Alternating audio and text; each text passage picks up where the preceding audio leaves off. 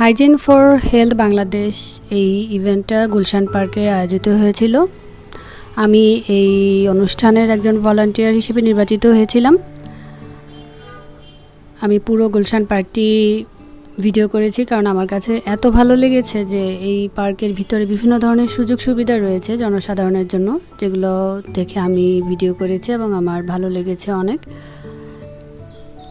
এখানে বিশুদ্ধ পানি খাওয়ার ব্যবস্থা রয়েছে। আর পার্কের প্রকৃতির যে মনোরম দৃশ্য তা তো বলার কিছুই নেই। আমি একটু একাকীভাবে প্রকৃতি অনুভব করতে খুব ভালোবাসি। মনে হয় যেন মনের সব দুঃখ কষ্ট ক্লান্তি দূর হয়ে যায়। আর এখানে কি সুন্দর একটা বাংলা মাসের ক্যালেন্ডারের ব্যানার দেয়া। মাঝে মাঝে প্রকৃতির সৌন্দর্য দেখে আমি দাঁড়িয়ে থেকে ছবি তুলেছি।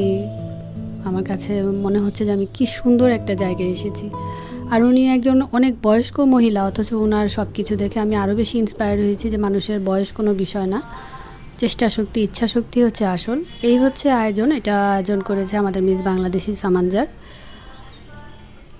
আয়োজনে আমি ভলান্টিয়ার হতে পেরে আমার নিজের কাছে অনেক গর্বিত মনে হয়েছে এবং আমি পরবর্তীতেও এর সাথে